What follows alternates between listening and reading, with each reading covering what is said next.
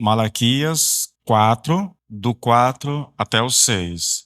Nosso texto diz assim: Lembrai-vos da lei de Moisés, meu servo, a qual lhe prescrevi em Horebe para todo Israel, a saber, estatutos e juízos.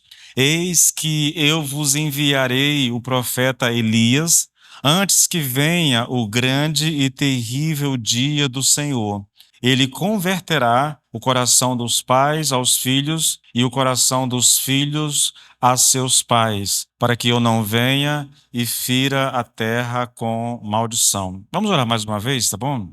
Pai, nós louvamos o teu nome, Senhor. Nós bendizemos a ti, damos graça, porque é sempre um privilégio, Senhor, poder estar na tua presença, poder orar ao Senhor, poder te adorar, Senhor, meu Deus, Pai, expressar ao Senhor a nossa adoração e o nosso louvor, mas também, Senhor, é um privilégio poder estudar a tua palavra, Senhor. Não gastar tempo, mas investir tempo, Senhor, em conhecer a tua palavra.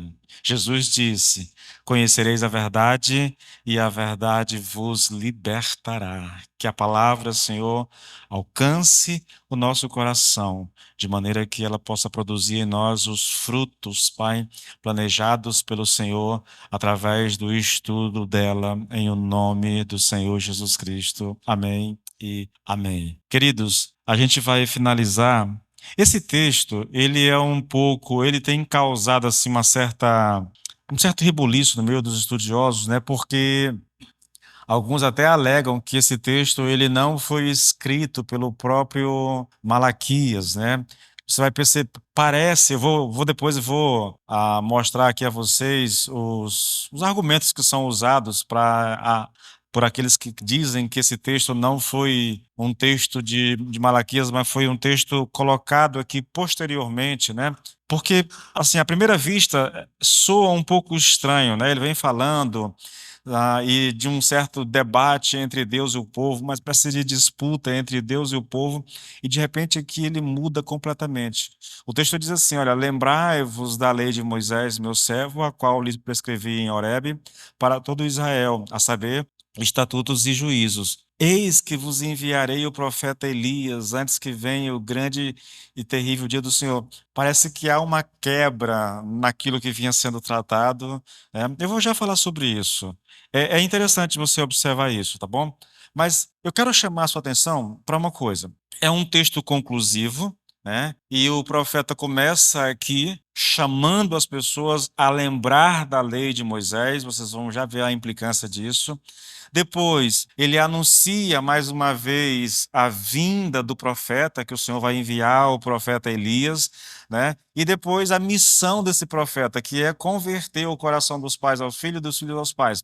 Então é bem simples assim nesse sentido, tá bom? Mas eu quero tratar com você e eu vou ver se eu consigo manter essa simplicidade do texto, porque quando chega um pouco mais para frente, a gente vai começar a entrar nas discussões que acontecem a respeito do texto. E o difícil é você achar um consenso sobre o significado a respeito de Elias, a respeito do que significa converter o coração dos pais aos filhos. Então, talvez nisso a gente tenha um pouquinho de dificuldade. Mas eu quero chamar você para a gente meditar. E a gente vai expondo o texto e eu espero que o Senhor nos dê a graça de poder fazer isso da melhor forma possível, de maneira que você possa entender e a palavra seja bênção na tua vida, tá bom?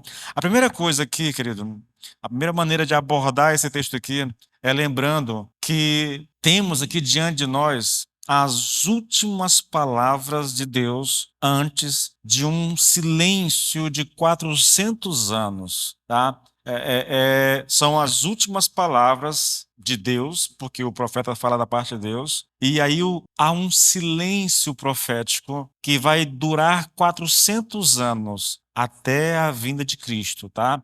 E o aparecimento. A voz profética volta novamente com João, com Zacarias ali, né, no templo, servindo ao Senhor, e o anjo aparece para ele e anuncia a vinda do Elias, né, que é João Batista, e aí esse silêncio é rompido, mas até lá há um silêncio aqui de 400 anos. E é importante, querido, que a gente atente para isso. Mas por que é importante? Porque o texto começa chamando o povo a lembrar de Moisés, da lei de Moisés. Lembrai-vos de Moisés, meu servo, da lei de Moisés. O povo de Israel, querido, ficará sem voz profética durante 400 anos. E nesse período todo sem voz profética, a lei de Moisés será a única ferramenta da parte de Deus que eles terão acesso para guiar as suas vidas, tá? Isso é bem interessante. Haverá um silêncio profético e tudo que esse povo terá, então, será a lei de Moisés. Olha, isso tem um lado interessante porque nós vivemos algo parecido. Não é que há um silêncio profético, mas a igreja hoje, já que o cânon das escrituras foi fechado, ela não tem mais essa voz profética. Eu falei sobre isso quando a gente estava tratando a respeito de dons espirituais e vou falar disso quando a gente chegar lá nos capítulos ali 12, 14 de 1 Coríntios, tá bom? Não há mais uma voz profética hoje. Não há mais isso. O que a igreja tem hoje para se orientar é a palavra de Deus.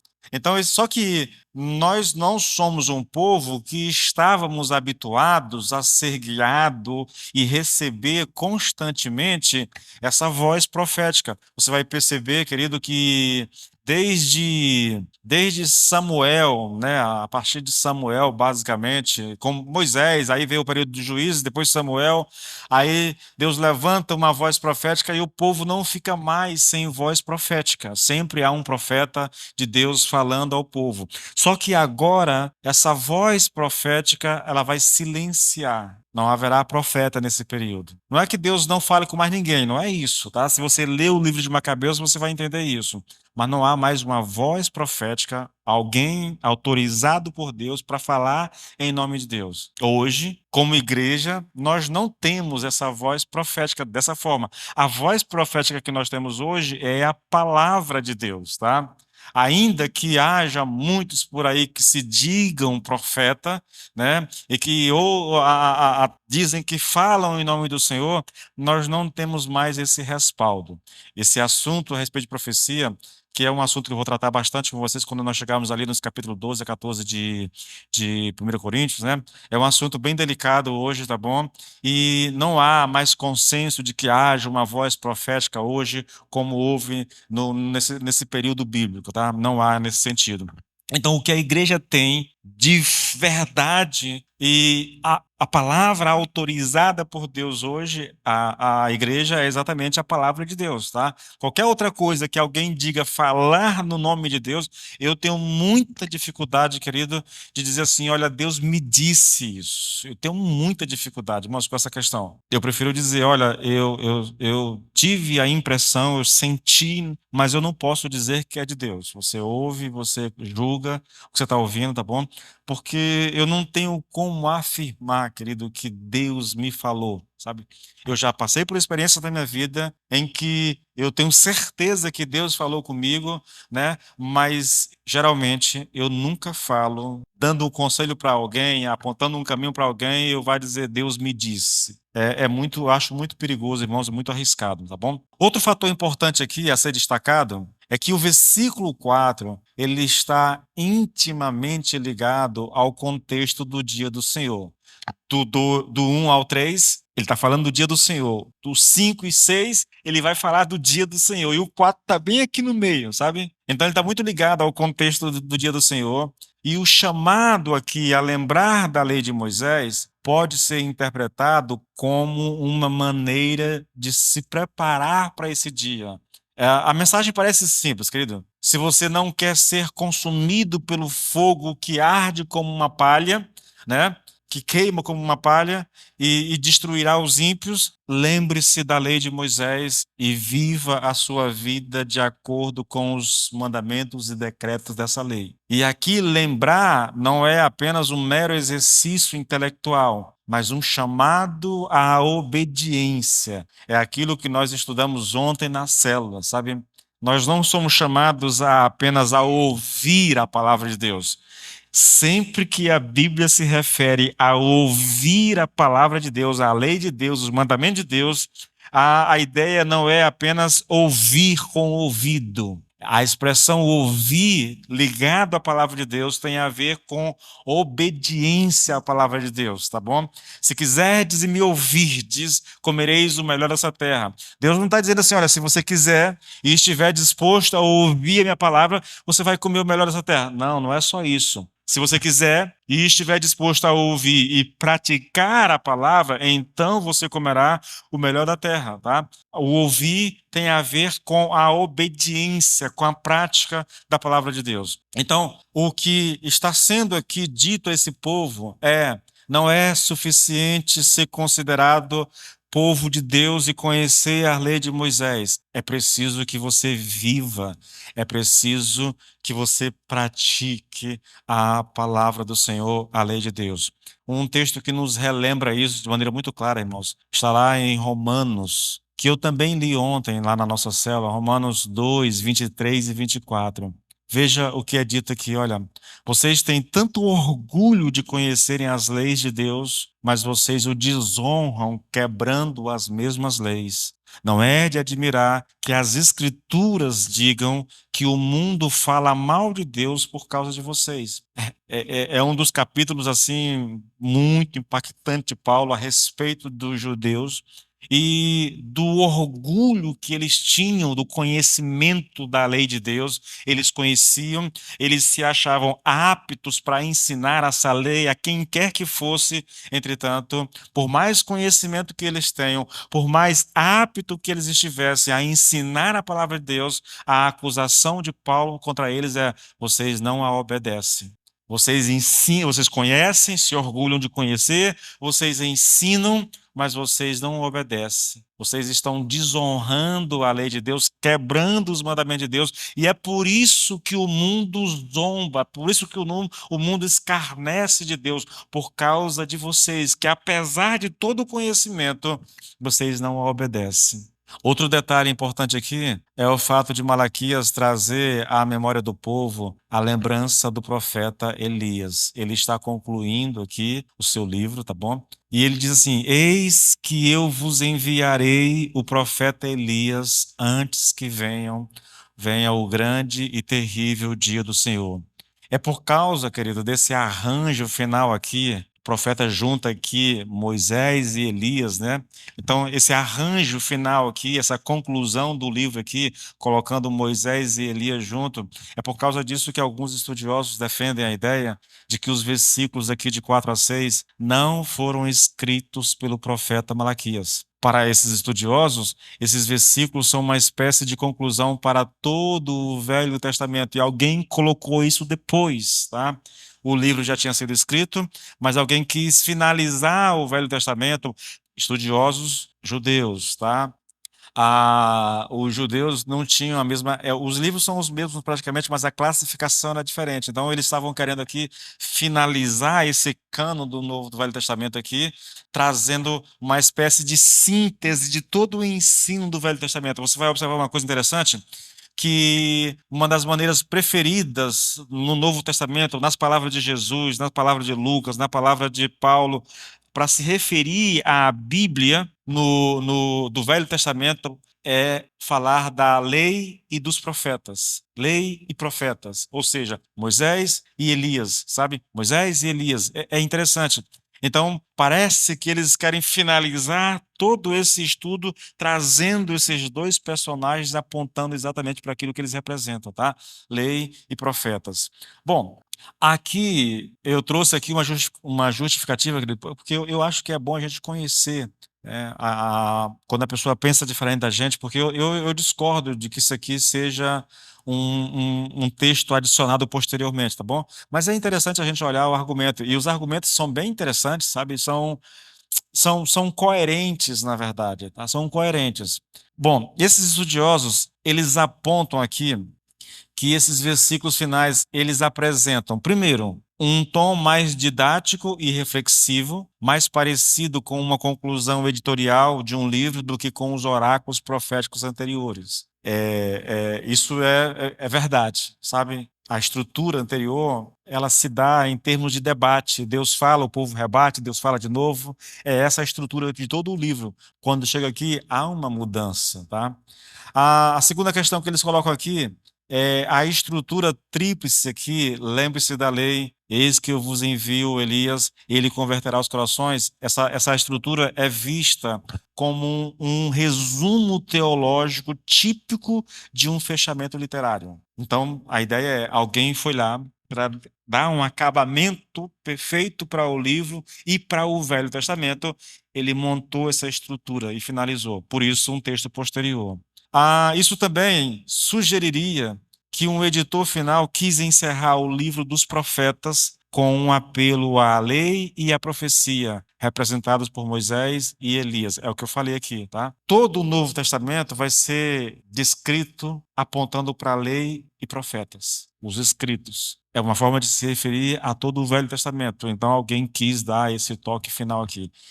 Esse é um argumento daqueles que acreditam que esses versículos de 4 a 6 foram escritos depois que o livro em si, que Malaquias já tinha escrito o seu livro. A outra coisa também que é interessante é o seguinte: o livro de Malaquias, até o capítulo 4, versículo 3, ele tem uma estrutura bem organizada com disputas entre Deus e o povo. Eu já falei para vocês. Se você pegar o livro, todo ele, Deus traz uma palavra, o povo rebate, depois Deus vai lá ou Deus fala, o povo replica, depois Deus vai lá e faz uma. Então, todo o livro é construído dessa maneira, mas quando chega aqui, né, os versículos 4 a 6, eles fogem desse padrão e introduzem temas que não aparecem no restante do livro, como a figura de Moisés. De fato, Moisés não aparece, não é mencionado.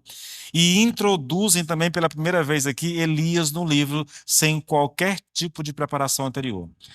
Essas pessoas argumentam, baseado nisso, que esse texto não é. Por outro lado, querido, teólogos mais conservadores e judeus tradicionais aceitam esses versículos como parte autêntica da profecia de Malaquias. Aqui para nós, tá bom? Praticamente todos os teólogos reformados, os teólogos mais tradicionais, eles todos são de opinião que o texto, por si só, ele é um texto todo de Malaquias, tá bom? Que não há acréscimo aqui. O argumento, irmãos, veja, de quem pensa dessa forma é o seguinte: eles dizem assim, o estilo e os temas estão coerentes com o propósito final do livro, que é exortar a fidelidade e a aliança. E sim, o livro no capítulo 3 fala do dia do Senhor, o versículo 2 do 2 até o 3 do capítulo 4 fala do dia do Senhor, e o versículo 5 e 6 fala do dia do Senhor. Então está muito coerente, a ligação é perfeita no caso, tá? A única coisa que é estranho aqui é esse convite a lembrar da lei de Moisés, mas eles mantêm que isso não interfere, tá bom. Outra coisa, eles dizem que o conteúdo não contradiz o que foi dito anteriormente, apenas resume e aplica. Também concordo com isso aqui, tá bom? E o fato de mencionar Moisés e Elias não significa autoria posterior, mas função conclusiva, muito comum nos textos proféticos. Aí eu não vou entrar nessa questão aqui, querido. Há argumentos favoráveis de um lado e de outro, tá bom? Admitir, embora alguém disse que mesmo que a gente admitisse a ideia de que esse texto fosse um texto posterior, isso não alteraria, né, o conteúdo da palavra de Deus, isso não diminuiria o fato de ser uma revelação e de ser palavra de Deus. Eu prefiro acreditar que não há essa alteração posterior e que de fato foi Malaquias que concluiu o livro dessa forma. Dito tudo isso, vamos olhar mais uma vez o versículo 5. Eis que eu vos enviarei o profeta Elias antes que venha o grande e terrível dia do Senhor. Então aqui Deus promete enviar Elias, o profeta, antes do grande e temível dia do Senhor. Aqui começam alguns problemas, tá, queridos? É aqui que fico meio confuso. De acordo com muitos estudiosos, querido, essa profecia, ela gerou grande expectativa entre os judeus que aguardavam um retorno, na verdade, aguardam até hoje um retorno literal de Elias, o tisbita. E por que eles pensavam dessa maneira, irmãos? Primeiro, porque Elias não morreu. Você sabe, em 1 Reis, em 2 Reis, no capítulo 2, no versículo 11, de maneira específica, diz que um carro veio do céu e levou Elias no redemoinho, tá? E o corpo não foi achado, então ele não passou pela morte como todo mundo passa. Ele foi levado para a glória. Porque ele foi levado vivo para a glória, muitos judeus acreditam ainda hoje que Elias vai voltar. E que o Elias falado aqui nesse texto será o Elias literal que vai voltar um dia, tá? A gente vai falar sobre isso ao longo do restante da ministração. Segunda coisa aqui, eles acreditam porque eles leem Malaquias 4:5 de maneira literal. Literal. O próprio Elias voltaria para preparar Israel para o julgamento de Deus. Tá? Eles leem o texto de maneira literal. A outra coisa interessantíssima aqui, querido, ainda hoje, durante a refeição da Páscoa judaica, os judeus deixam uma cadeira vazia para Elias e abrem a porta esperando a sua chegada. Se transformou na celebração da Páscoa, eles deixam uma cadeira e abrem uma porta. É um simbolismo de que eles estão aguardando o Elias literal voltar. Ele subiu com vida para o céu, ele vai voltar. Eu vou passar para você daqui a pouco, né, a informação de que tem estudiosos e gente séria que acredita que Elias será uma das duas testemunhas apontadas lá em Apocalipse, né? Vamos lá, vamos para o texto, querido. A ideia de que o Elias literal voltaria é perceptível nas Escrituras, tá bom, gente? Olha, João, capítulo 1, no versículo 19 até o 21, lá está assim, ó. Os líderes judaicos enviaram de Jerusalém sacerdotes e levitas para perguntarem a João quem era ele. Ele confessou, ele aqui é João. João confessou sem rodeios: eu não sou o Cristo. Disse: nesse caso, quem é vocês? Perguntaram eles. É Elias? Não, respondeu João, não sou ele, né? Você é o profeta? Não, respondeu ele outra vez. Então, veja, os líderes judaicos mandaram sacerdotes e levitas para perguntar se João era o Elias, tá? E ele disse: não, eu não sou, não sou. Agora, quando a gente vai para Mateus, no capítulo 17 e no versículo 10, lá está escrito assim: seus discípulos, aqui são os discípulos de Jesus, perguntaram: por que os mestres da lei insistem que Elias deve voltar antes que o Messias venha? Eles acreditavam verdadeiramente que Elias voltaria antes da vinda do Messias. Ele seria aquele que prepararia o caminho para o Messias. Quando a gente lê esses textos, querido, fica claro para nós aqui que os judeus alimentavam essa expectativa. No entanto, e grave bem isso, assim como Deus prometeu um novo Davi em Oséias. Vamos ler o texto? Eu disse, eu nem coloquei aqui para não ler, mas agora surgiu a curiosidade aqui. Não que eu não tenha lido, né? Mas eu quero que vocês ouçam. Lá em Oséias, no capítulo 3 e no versículo 5, lá é falado que Deus vai enviar. Deixa eu pegar o texto, Oséias 5:3. Ou é 3:5. Se você tiver a Bíblia aí, abre aí rapidinho, por favor, tá bom? Oséias 3:5. Isso. Aí eu só vou mudar a tradução, porque dependendo da tradução, ela não ajuda, né? Olha só. Depois tornarão os filhos de Israel e buscarão ao Senhor seu Deus e a Davi seu rei. Essa palavra aqui de Oséias quando você lê o texto, a impressão que você tem é o povo vai ser levado cativo, depois vai ser trazido de volta, por isso que depois, né? Então, quando eles voltarem para sua terra, eles buscarão ao Senhor seu Deus e a Davi seu rei. E nos últimos dias, tremendo, se aproximarão do Senhor e da sua bondade. O texto parece dizer que Deus vai trazer Davi novamente, né? Vão buscar a Deus e a Davi. Só que essa profecia não fala de Davi. Os estudiosos acreditam que Davi aqui é uma referência a Jesus, o Messias, entendeu? e não a um Davi ressuscitado. Então preste bem atenção nisso. Ezequiel também diz a mesma coisa. Ezequiel 37, 24 fala da mesma coisa, tá bom? Tem o mesmo sentido, na verdade. Então, olha só.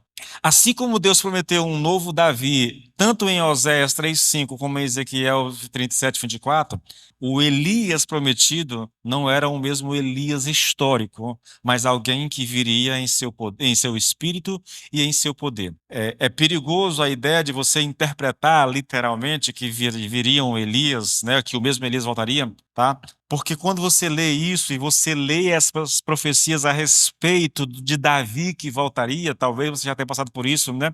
E se perguntado, mas, puxa, por que o texto está dizendo que Davi vai governar sobre Israel novamente? Davi não já morreu, tá? Então, quando se refere a Davi, ou está falando de um descendente de Davi que vai sentar-se no trono, ou está apontando para Jesus, que também é descendente de Davi, tá? Mas que aponta para Jesus. Bom, veja, Jesus confirmou, querido, que João Batista não era o Elias ressuscitado, tá? Mas alguém que veio no espírito e no poder de Elias. Apesar de os judeus, os líderes judaicos acreditarem que Elias retornaria, tá?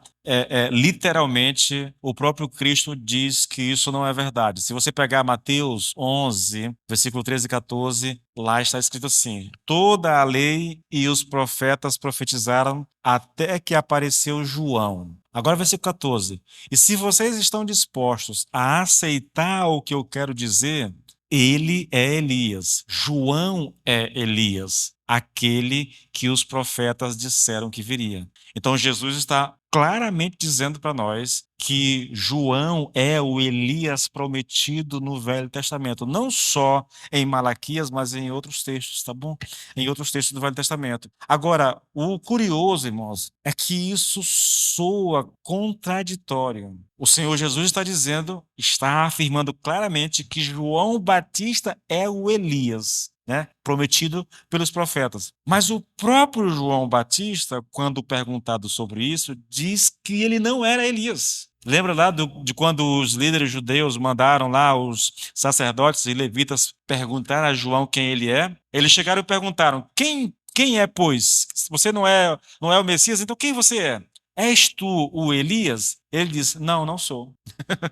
Parece que dá um nó na cabeça da gente. Mas, irmãos, é simples de entender essa questão aqui, tá bom? Quando o Senhor Jesus disse que João Batista era Elias, ele não estava falando de maneira literal, que ele era o Elias tisbita que tinha voltado. Da mesma forma, quando os sacerdotes e levitas perguntaram literalmente a João Batista se ele era o profeta Elias, ele disse que não. Ele não é o Elias literal, tá? Ele é o Elias que se manifesta.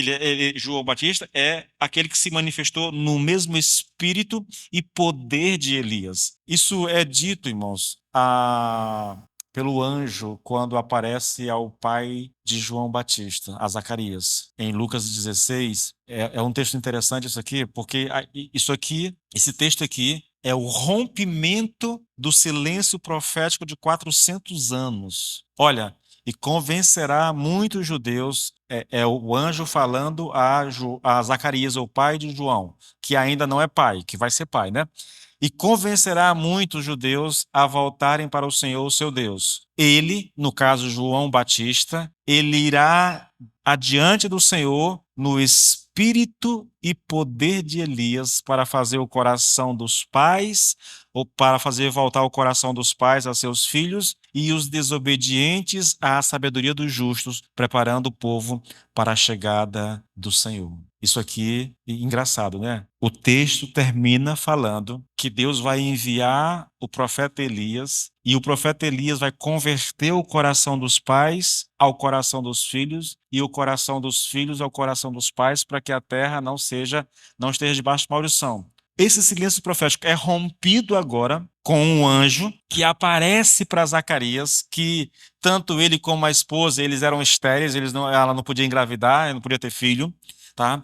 O anjo aparece e diz: vocês vão ter um filho, tá? e esse menino convencerá muitos judeus a voltarem para o Senhor, seu Deus. Aí ele diz, olha, ele irá adiante do Senhor no espírito e poder de Elias. Ele está repetindo Malaquias 4, 5 e 6, querido. Agora observe o que o anjo diz. O anjo aqui parece interpretar o que foi dito por Malaquias. Ele diz assim: ele irá adiante do Senhor no espírito e no poder de Elias para fazer voltar o coração dos pais a seus filhos e os desobedientes à sabedoria dos justos. Não é a mesma coisa que Malaquias diz. Aqui, querido, o anjo está citando o texto de Malaquias, tá? Só que aí eu vou citar o Vincent Chan, porque ele diz assim: o anjo Gabriel repete essa passagem a Zacarias, está falando aqui de Malaquias 4, 6, né? Ele converterá o coração dos pais aos filhos, e o coração dos filhos ao coração dos pais, para que eu não venha e fira a terra com maldição. Então, Vincent Chang diz: o anjo Gabriel repete essa passagem a Zacarias, embora omita lá do texto de Malaquias a seguinte expressão: o coração dos filhos a seus pais. Ele não cita isso. Na verdade, ele substitui essa expressão aqui, essa frase, por uma aplicação. No lugar de dizer o coração dos filhos a seus pais, ele diz os rebeldes à prudência dos justos. Você percebe? Ele está dizendo aqui que a missão de Elias não é resolver disputas em famílias ou restaurar a paz entre pais e filhos. Porque o principal pecado da nação na época do profeta Malaquias não eram brigas familiares, mas o afastamento de Deus. Os pais aqui são, em vez disso, os ancestrais da nação israelita, os patriarcas e geralmente os antepassados piedosos, como Davi e os homens piedosos de seu tempo. Os filhos aqui são crianças, ou as crianças são os descendentes degenerados do próprio tempo de Malaquias e das eras subsequentes. Você percebe? Havia um abismo entre a geração de Malaquias e a geração aqui da época de João, de Jesus aqui, um abismo muito grande entre eles e as gerações passadas, os homens piedosos, os patriarcas que temiam ao Senhor, e que o profeta vem exatamente para preencher esse vazio, chamando o povo ao Senhor.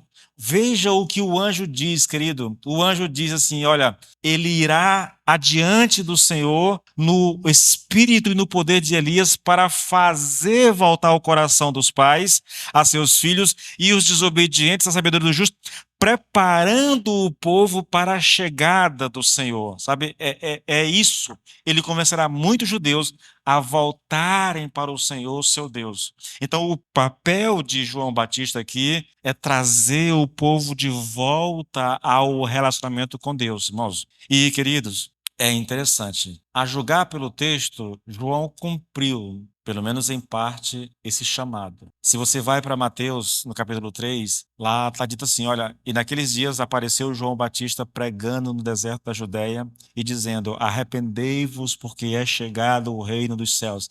Ele está chamando o povo de volta para Deus. E o texto vai dizer: então ia ter com ele Jerusalém e toda a Judéia e toda a província adjacente ao Jordão, e eram por ele batizados no Rio Jordão, confessando os seus pecados. Então João cumpriu o seu chamado. Não é que ele alcançou toda a nação, mas muita gente foi trazido de volta para o relacionamento com Deus por meio da pregação de João Batista. Ele veio preparar o caminho para a vinda de Cristo. Ele veio endireitar essas veredas, chamando o povo ao arrependimento. E foi exatamente isso que João fez.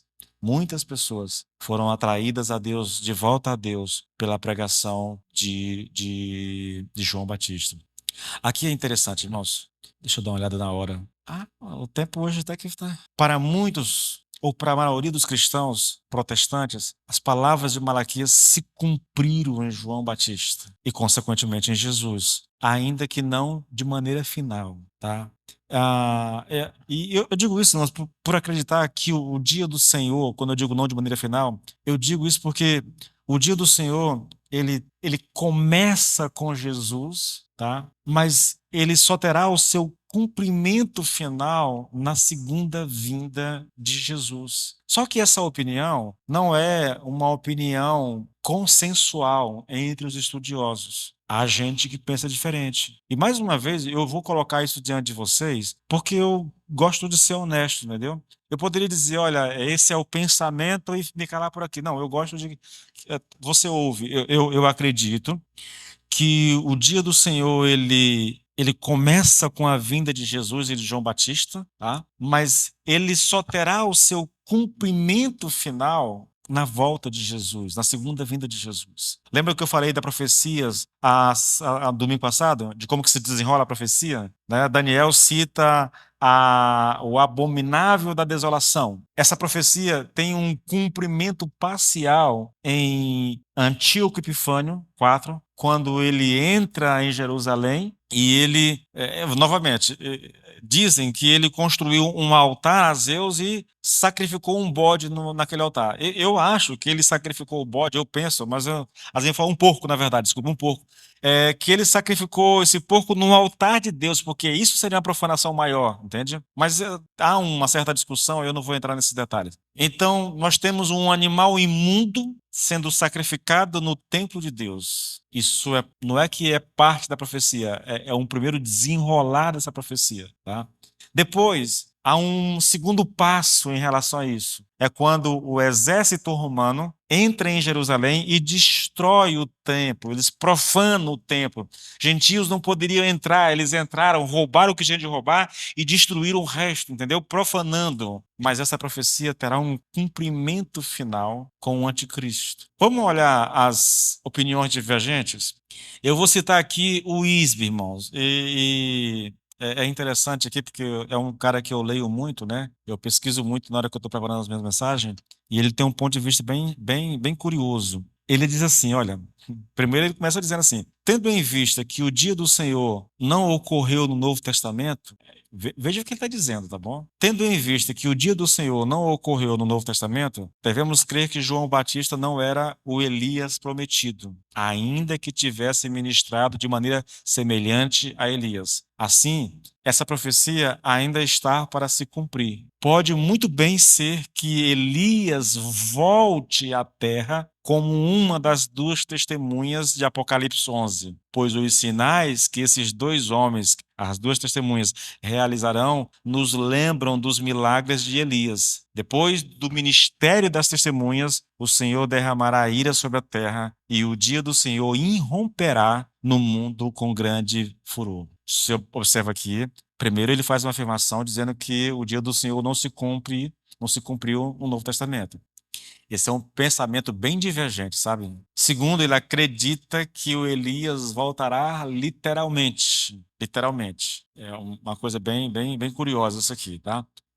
O problema com relação a essa fala de Wisby, queridos, é porque ele parece contradizer muito naturalmente, sem nenhum tipo de pudor, as palavras de Jesus. Porque Jesus disse, eu já li o texto com vocês, Mateus 11, 13 e 14, toda a lei e os profetas profetizaram até que apareceu João. E se vocês estão dispostos a aceitar o que eu quero dizer, esse João é Elias, aquele que os profetas disseram que viria. Bom, parece que o Wisby não estava disposto a aceitar o que Jesus Cristo disse, entendeu? Porque ele está dizendo que não se cumpriu. Né? Há outras opiniões, tá bom? E eu vou colocar essa aqui, é a última, é uma citação mais longa, mas eu queria colocar diante de vocês. A opinião amplamente difundida entre os padres e comentaristas católicos, e que também foi adotada por muitos dos teólogos protestantes modernos, aí ele cita dois desses teólogos aqui, que eu não sei pronunciar o nome deles, a saber que que nossa profecia foi cumprida, a profecia referente ao dia do Senhor e à vinda de Elias, foi cumprida apenas provisoriamente na vinda de João Batista e na encarnação do Filho de Deus em Jesus Cristo, e que seu verdadeiro cumprimento só ocorrerá na segunda vinda de Cristo para julgar o mundo, na aparição real do Elias ressuscitado, que a precederá não só está em desacordo com as declarações do Senhor a respeito de João Batista, que já foram citadas, mas também não apresentam fundamento sustentável em nossa própria profecia. Há um grupo de pessoas, incluindo padres e teólogos protestantes, que acreditam que houve apenas um cumprimento provisório, tá? Mas que ainda vai acontecer de fato. E que, quando acontecer de fato, será o Elias, literalmente, que vai voltar. E aí, esse aqui é um comentário, são dois comentaristas alemães, né? Eles discordam totalmente dessa opinião, desse pensamento, tá? Não é assim, eles dizem não é assim, não há base, não há fundamento e tudo. Bom, ele continua dizendo assim: olha, os profetas do Antigo Testamento não fazem alusão a qualquer segunda vinda do Senhor ao seu povo. De fato, não faz. Eu disse a vocês no domingo passado que no Novo Testamento parece que a ideia do dia do Senhor ela é absorvida pela ideia da segunda vinda de Cristo, sabe? Mas o Velho Testamento não se refere em nenhum momento a essa ideia da segunda vinda de Cristo. Ela fala do dia do Senhor, realmente. Ele continua dizendo: o dia do Senhor, que eles anunciam como o dia do julgamento, começou com o aparecimento na terra de Cristo, o Logos encarnado. E o próprio Cristo declarou que ele tinha vindo ao mundo para julgamento. E é uma série de citações aqui que eu não vou ler. Ou seja, para o julgamento de separar os crentes dos ímpios, para dar vida eterna aos que creem em seu nome e para trazer morte e condenação aos descrentes. Esse julgamento irrompeu sobre a nação judaica não muito tempo depois da ascensão de Cristo. Ele está falando aqui da destruição do templo em Jerusalém no ano 70, tá bom? Israel rejeitou seu Salvador e foi ferido com a proibição na destruição de Jerusalém na Guerra Romana. E tanto as pessoas quanto a terra estão sob essa proibição até os dias atuais. E assim como o julgamento começou naquele tempo, no que diz respeito a Israel, também começa em relação a todos os povos e reinos dessa terra, com a primeira pregação de Cristo entre eles, e continuará por todos os séculos, durante os quais o reino se espalha sobre a terra, até que seja finalmente completado no julgamento universal, na segunda vinda visível do Senhor no último dia. É a opinião de que, sim, esse julgamento começa com a vinda de Cristo e de João Batista. Só que ele só será concluído finalmente na segunda vinda de Cristo. É bem interessante, querido, a gente observar uma coisa aqui. Biblicamente, os últimos dias se iniciam em Cristo. Sabiam disso? Se você pegar a profecia de Joel e a citação, o cumprimento dela em Atos 2, você vai perceber, nos últimos dias, ele está falando, ele está dizendo que a gente pensa nos últimos dias, a gente pensa num dia distante, lá quando Jesus for voltar. Não, não. Os últimos dias, de acordo com a Bíblia, começam com Jesus e terminam com Jesus novamente quando ele voltar a esse mundo. Esse período que nós estamos vivendo aqui é biblicamente chamado de os últimos dias.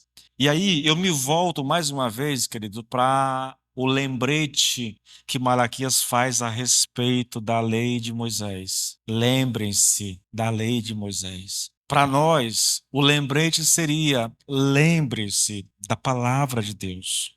Obedeçam a palavra de Deus. Nós não temos voz profética hoje. Nós não temos ninguém trazendo, alguém respaldado pelo Senhor, falando com a autoridade de Deus, dizendo o que a igreja deve fazer. Nós não temos isso, querido. O que nós temos para nos orientar e para nos guiar é exatamente a palavra de Deus. Se você quer ter consciência, certeza de que esse dia não te pegará de surpresa, então viva a sua vida à luz da palavra de Deus. Não é que a obediência à palavra de Deus vai te dar salvação. É que a obediência à palavra de Deus diz que você é salvo. Entende? É muito importante que a gente tenha essa consciência, querido. Nós não obedecemos a palavra de Deus para sermos salvos. Nós obedecemos a palavra de Deus porque nós somos salvos. É diferente. A obediência não é condição para a salvação. A obediência, ela é consequência da salvação. Um homem sem Cristo, sem o Espírito de Deus no seu coração, ele jamais conseguirá obedecer a palavra de Deus. Mesmo nas coisas mínimas, nós citamos ontem na célula 6 mandamentos, né? que os irmãos citaram, na verdade. O Marcos não está aqui. Ia brincar com ele, né? Eu não acho que a oferta seja um mandamento, né? Mas ele citou lá. Nós citamos lá, querido, mandamentos simples que a gente deve praticar, deve viver. Por exemplo, orar. Orar é um mandamento, orar é sem cessar. É um mandamento claro. E eu estou citando aqui um texto aqui, mas existem vários textos que apontam para a ideia de que a gente precisa orar. Então, se eu sou um filho de Deus, se eu tenho o Espírito de Deus em mim, eu sou chamado a cultivar uma vida de oração. Uma pessoa que não ora, querido, ela deve questionar se realmente se é salva. Porque veja, repito, a oração, ela é consequência da salvação. É porque eu sou salvo que eu cultivo uma vida de oração. É porque o Espírito habita em mim que eu tenho que cultivar uma vida de oração. É o Espírito que me capacita a orar.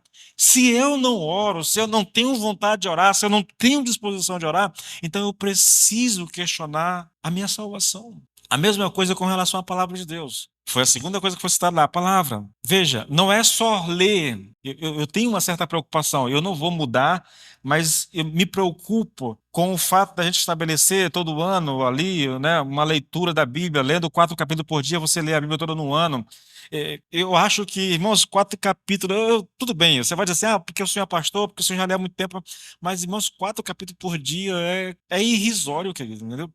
Então, se a pessoa não. Mas o meu medo é que a pessoa faça isso por disciplina, né? E faça aquela leitura superficial, aquela leitura só para cumprir tabela, para dizer assim: eu li a Bíblia esse ano, pastor. Eu temo que a gente, lendo assim, não consiga extrair nada para a nossa vida, para a nossa caminhada com o Senhor. Irmãos, deixa eu dizer algo para você. Eu não quero colocar peso, fardo em cima de você. Mas se você lê a Bíblia, querido, toda, ano após ano, e você não é impactado, não é que todo o texto vai te impactar. Eu li agora, terminei de ler agora Ezequiel. Irmãos, os últimos 8 capítulos eu tive que ler em voz alta para poder ler. Porque o negócio estranho, esquisito. Eu digo para o Senhor, Senhor, eu não estou entendendo absolutamente nada do que está escrito aqui. Eu tento imaginar o que eu estou lendo, eu não consigo, irmãos. Porque a construção, as medidas do pórtico, não sei de quê. Eu não entendo nada daquilo, irmão. Então eu leio em voz alta para passar por aquilo ali. Eu li. Não entendi nada, mas eu li, sabe? Mas tem outros textos, querido. Irmãos, que você lê e teu coração é inundado, sabe, por uma alegria. Irmãos, eu sou muito bobo quando eu estou lendo a Bíblia, sabe? Eu sou muito chorão quando eu leio a Bíblia. É impressionante isso.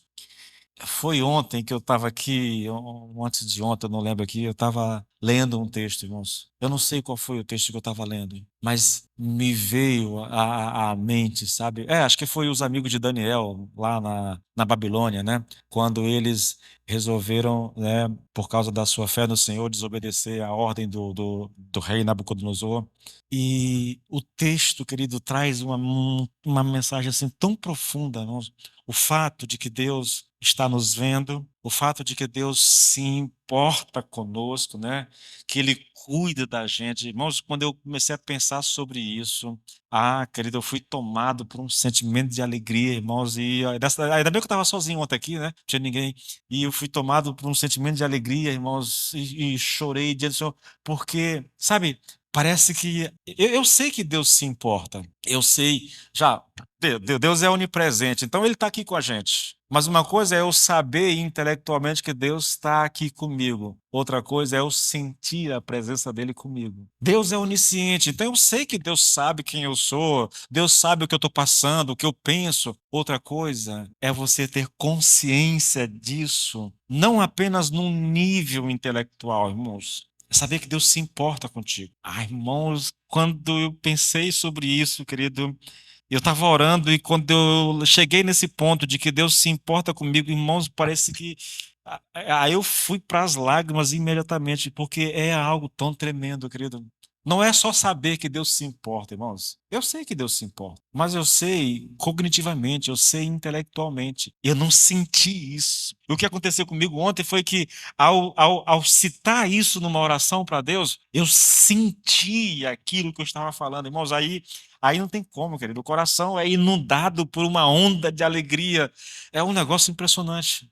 Eu tenho medo que a gente fique naquela ânsia de ler 4 capítulos por dia e não tenha tempo para Deus, sabe? Não tenha tempo e não permita que Deus fale contigo em algum momento da leitura. Tudo que você quer é terminar e chegar no final do ano, receber sua Bíblia e tirar uma foto aqui e dizer, eu li. Irmãos, é bom, eu incentivo que você faça um esforço para ler, mas por favor, querido, não faça isso mecanicamente. Não tire do Espírito a oportunidade de falar ao teu coração. Na verdade, não se prive da oportunidade de o Espírito falar ao teu coração enquanto você lê.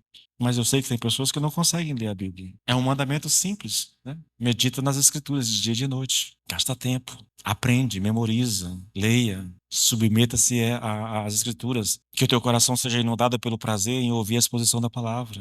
Ah, pastor, mas eu não gosto. Ah, pastor, porque eu acho a Bíblia um livro tão. Irmão, se você não gosta de ler a Bíblia, se você não gosta de orar, ô querido, tem alguma coisa de errado aí. Não é normal, irmãos. Aí citaram lá amor ao próximo, citaram lá dízimo, citaram lá. Que foi mais, gente? Quem estava lá ontem?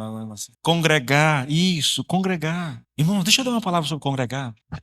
Nós somos povo de Deus, nós somos família de Deus. O Espírito que habita em mim é o mesmo Espírito que habita em vocês. A Bíblia trata da igreja como um corpo. 1 Coríntios 12. Nós somos corpo de Cristo, membros uns dos outros. E aí alguém vem e diz: Ah, mas é porque eu não gosto muito de cultuar, Senhor, de pregar, de congregar. Ah, querido, para mim, irmãos, é inimaginável um crente que não goste da comunhão dos irmãos, que prefere a presença e a companhia de pessoas ímpias do que dos irmãos. Eu não consigo, querido.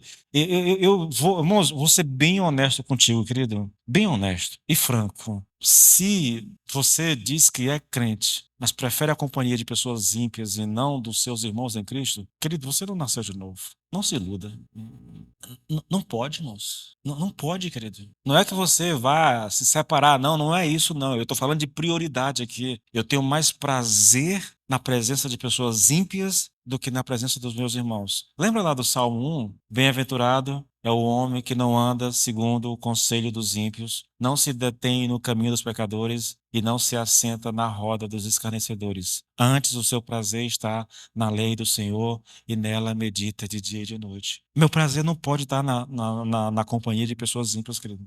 Sim, eu posso interagir com elas, eu posso fazer amizades e tudo. Nada contra, irmãos, nada contra. Na verdade, nós devemos, a igreja comete um pecado terrível, né? Ela se fecha numa bolha e aí rompe muitas vezes as amizades com os outros e na hora de evangelizar não tem quem evangelizar, porque se converteu e, bom, se converta, mantenha as amizades. O que você não pode é preferi-las em detrimento das amizades com os irmãos em Cristo. Isso é errado. Nós temos a palavra, querido, e a gente precisa obedecê-la. Se o Espírito está em nós, nós somos habilitados a obedecer.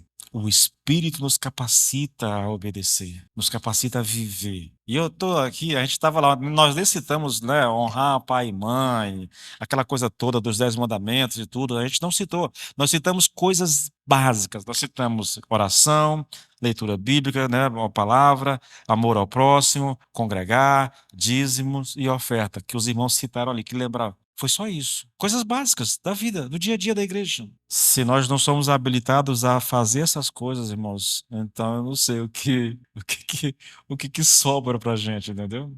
Eu não sei. Eu só digo a vocês, querido, como eu disse no domingo passado, eu não sei quando Jesus vai voltar. Eu não tenho ideia. Eu não sei quando se dará esse dia de juízo. Mas também não importa muito, sabe? Porque o dia do juízo acontecerá para mim e para você quando nós partirmos desse mundo. Porque quando nós partirmos desse mundo, então não haverá mais esperança. Se eu parto desse mundo com Cristo, eu estou de boa, sabe? Quando eu estiver diante do trono de Cristo, eu estarei tranquilo, porque eu sei que o meu nome está escrito no livro da vida. Mas se não tiver, irmãos, aí é um problema, querido. Aí é um problema. Eu falo isso, irmãos, porque eu decidi no meu coração há muito tempo que eu sempre vou pregar à igreja, dependendo da pregação que eu tiver, porque essa é uma pregação que nos chama para vivermos à luz das Escrituras.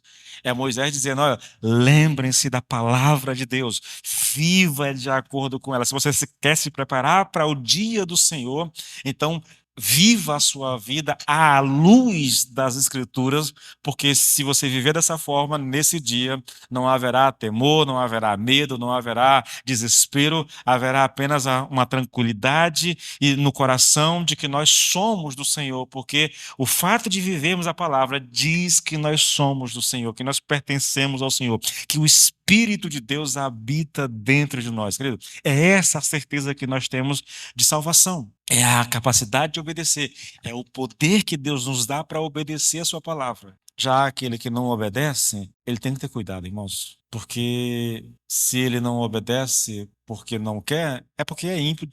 Se ele não obedece porque não consegue, é porque também é ímpio, porque não tem o Espírito. Porque é o Espírito que capacita o homem a obedecer a palavra de Deus, tá bom? Eu vou parar por aqui, tá? E aqui a gente encerra, para mim, um livro assim excepcional, um dos melhores que eu já preguei, na verdade, o livro de Malaquias, tá? Muito, muito prático, que diz respeito à vida da igreja, sabe? Então nós encerramos por aqui o livro de Malaquias.